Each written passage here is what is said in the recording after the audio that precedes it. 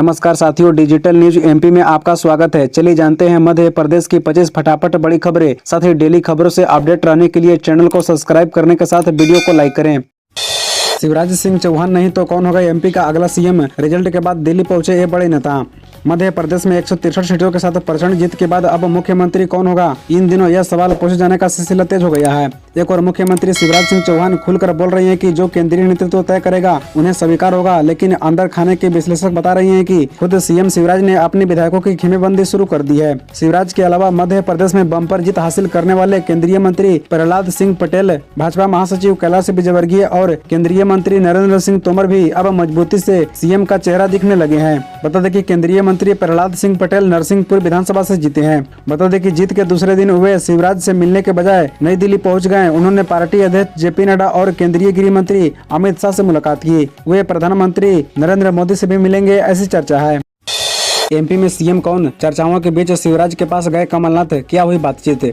मध्य प्रदेश विधानसभा चुनाव में भाजपा ने 2/3 से अधिक बहुमत हासिल किया है। भाजपा ने सूबे की 230 विधानसभा सीटों में से 163 पर जीत दर्ज की है। कांग्रेस को 66 सीटें मिली है। प्रदेश में पहली बार भारत आदिवासी पार्टी ने जीत दर्ज कर एक सीट अपने कब्जे में की है। मध्य प्रदेश की 230 सीटों के लिए 17 नवंबर को वोट डाले गए थे। भाजपा ने इन चुनाव में सीएम का चेहरा घोषित नहीं किया था, फिर भी शिवराज सिंह चौहान को सीएम पद के प्रबल दावेदारों में गिना जा रहा है। सूबे में जारी सियासी सरगर्मी के बीच कांग्रेस के कदावर नेता कमलनाथ ने सोमवार को शिवराज सिंह चौहान से मुलाकात की। बता दें कि शिवराज से शिष्टाचार भेंट के बाद कमलनाथ ने कहा, मैं अभी मुख्यमंत्री शिवराज सिंह चौहान से मिला और उन्हें बधाई दी। मैं भी जब मुख्यमंत्री बना था तो वो भी मुझे बधाई देने आए थे। हम विरोधी दल रहेंगे, लेकिन हम प्रदेश हित में जो भी कर सकते हैं वह करेंगे। इसके साथ कमलनाथ ने यह भी कहा कि मौजूदा वक्त में प्रदेश कई गंभीर समस्याओं से जूझ रहा है। प्रदेश में कृषि क्षेत्र को लेकर बड़ी चुनौती है। प्रदेश की आर्थिक गतिविधि बनी रहे, उसमें जो भी योगदान होगा हम देने को तैयार हैं।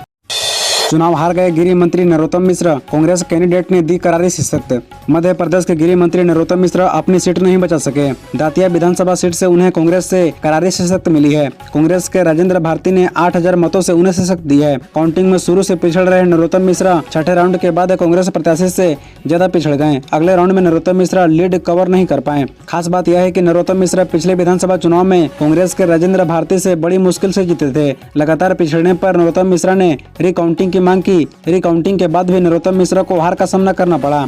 आपको बता दें कि प्रदेश की डबरा विधानसभा सीट से मध्य प्रदेश की राजनीति में एंट्री करने वाले डॉक्टर नरोत्तम मिश्र प्रखर वक्ता हैं। वे लगातार 6 बार विधायक चुनकर सदन में पहुंचे हैं। वे वर्तमान में दातिया विधानसभा से विधायक हैं। पहली बार 2005 में उन्हें मंत्री बनाया गया था और उसके बाद से लगातार वे प्रदेश की सरकार में अलग अलग मंत्रालय के मंत्री रहे। ये भाजपा है कोई? सीएम बनने की बात पर एक क्या बोल गए केंद्रीय मंत्री नरेंद्र सिंह तोमर। मध्य प्रदेश में विधानसभा चुनाव में भाजपा की जीत के बाद अब सीएम पोस्ट को लेकर उपापोस्ट शुरू हो गया है। सुबह में भाजपा की तरफ से 3 केंद्रीय मंत्री भी चुनाव मैदान में थे और इनमें से 2 ने जीत दर्ज की है। केंद्रीय मंत्री नरेंद्र सिंह तोमर ने दिमनी विधानसभा से चुनाव जीत लिया है। वहीं प्रहलाद सिंह पटेल ने नरसिंहपुर से बड़ी जीत दर्ज की है।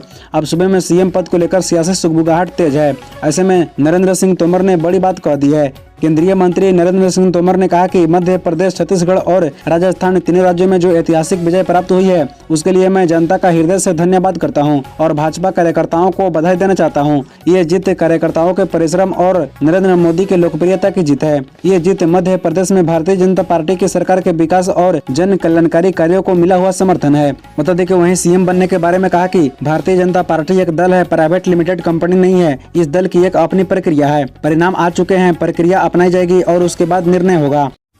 अब लोकसभा चुनाव की तैयारी में जुटी बीजेपी कांग्रेस। भाजपा ने शुरू किया हारे हाथों का एनालिसिस। कांग्रेस ने 6 दिसंबर को बुलाई इंडिया गठबंधन की बैठक। मध्य प्रदेश समेत 4 राज्यों में विधानसभा चुनाव के परिणामों के तुरंत बाद बीजेपी लोकसभा चुनाव की तैयारियों में जुट गई है। बीजेपी ने ऐसे बूथों के वोट शेयर का एनालिसिस शुरू किया है जहां बीजेपी को हार का सामना करना पड़ा है। बूथों के डेटा का आकलन पूरा होने के बाद बीजेपी इन बूथों पर फोकस करेगी। वहीं कांग्रेस में अब हार मंथन भी शुरू हो गया है। मंगलवार को कमलनाथ ने भोपाल में सभी विधानसभा चुनाव लड़े उम्मीदवारों को समीक्षा के लिए बुलाया है। बता दें कि विधानसभा चुनाव के परिणामों में एमपी, राजस्थान, छत्तीसगढ़ में मिली हार के बाद दिल्ली में पूर्व केंद्रीय मंत्री और कांग्रेस के सीनियर लीडर जयराम रमेश ने प्रेस कॉन्फ्रेंस की। जयराम रमेश ने तीनों राज्यों में हार पर कहा, चुनाव के नतीजे निराशाजनक है, लेकिन हम निराश नहीं है। मध्य प्रदेश, राजस्थान और छत्तीसगढ़ की हार पर विश्लेषण हो रहा है।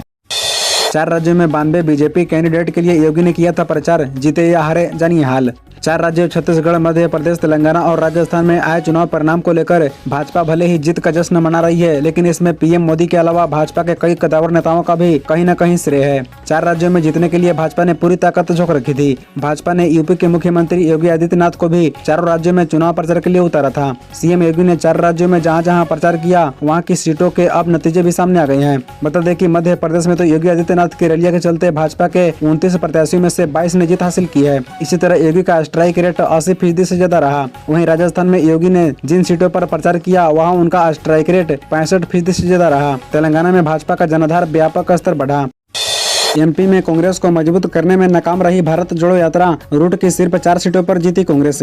मध्य प्रदेश में जनता ने बीजेपी को छप्पड़-फाड़ सीटें दी है। वहीं तमाम कोशिशों के बावजूद कांग्रेस को अच्छे परिणाम नहीं मिले। पार्टी को राहुल की भारत जोड़ो यात्रा से काफी उम्मीद थी, क्योंकि दक्षिण भारत में इसका परिणाम सभी ने देखा है। यात्रा की वजह से पार्टी को सत्ता की चाबी मिली है।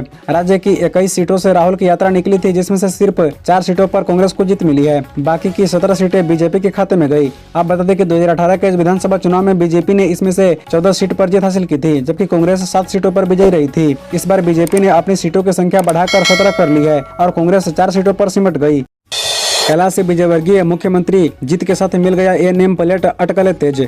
बीजेपी के राष्ट्रीय महासचिव कैलाश विजयवर्गीय इंदौर 1 से विधानसभा सीट से चुनाव जीत गए हैं। इसके साथ ही इंदौर जिले में कांग्रेस का सुफड़ा साफ हो गया है। जिले की सभी 9 सीटों पर बीजेपी को जीत मिली है। कैलाश विजयवर्गीय की जीत से उनके समर्थक काफी उत्साहित हैं। उन्हें मुख्यमंत्री बनाने की मांग करने लगे हैं। रिजल्ट घोषित होने के बाद एक समर्थक उन्हें मुख्यमंत्री का नेम प्लेट भी दे दिया है। कैलाश विजयवर्गीय उस नेम प्लेट को लेकर मुस्कुरा रही हैं। अब बता दें कि उनकी तस्वीर अब सोशल मीडिया पर वायरल हो रही है। इस जीत के बाद पार्टी के इंदौर कैलाश विजयवर्गीय का कद बढ़ रहा है। उनके प्रभाव वाले क्षेत्र में बीजेपी को बड़ी जीत मिली है। ऐसे में यह मांग जोर पकड़ने लगा है कि कैलाश विजयवर्गीय को सीएम बनाया जाए। हालांकि कैलाश विजयवर्गीय इस चुप्पी को साधे हुए हैं। आचार संहिता के बाद बीसी से बैठक लेंगे सीईओ, कलेक्टरों के साथ 7 दिसंबर को वीडियो कॉन्फ्रेंसिंग करेंगे अनुपम राजन। मुख्य निर्वाचन पदाधिकारी अनुपम राजन 7 दिसंबर को प्रदेश के सभी 52 कलेक्टर एवं जिला निर्वाचन अधिकारियों से संवाद करेंगे। राजन विधानसभा निर्वाचन 2023 के सफलतापूर्वक संपन्न होने पर इन अधिकारियों द्वारा अपने अपने जिलों में मतदान प्रतिशत बढ़ाने के लिए किए गए नवाचारों, बेस्ट प्रैक्टिसेस, स्वीप गतिविधियों पर चर्चा के अलावा इन अधिकारियों से उनके अनुभव भी सुनेंगे, जिससे नवाचारों एवं अन्य अच्छे अनुभवों को लोकसभा निर्वाचन 2024 के लिए बेहतर उपयोग किया जा सके। शांतिपूर्ण निर्वाचन पूर्ण होने पर मुख्य निर्वाचन पदाधिकारी अनुपम राजन ने प्रदेश के सभी जिला निर्वाचन अधिकारी, उप जिला निर्वाचन अधिकारी, पीठासीन अधिकारी एवं अन्य सभी अधिकारी, कर्मचारी, पुलिस, होमगार्ड, केंद्रीय सुरक्षा बलों, निर्वाचन अभिकर्ताओं, राष्ट्रीय एवं प्रादेशिक मीडिया और शांतिपूर्ण निर्वाचन पूरी कराने में प्रत्यक्ष एवं अप्रत्यक्ष रूप से सहयोग देने वाले सभी को आभार माना।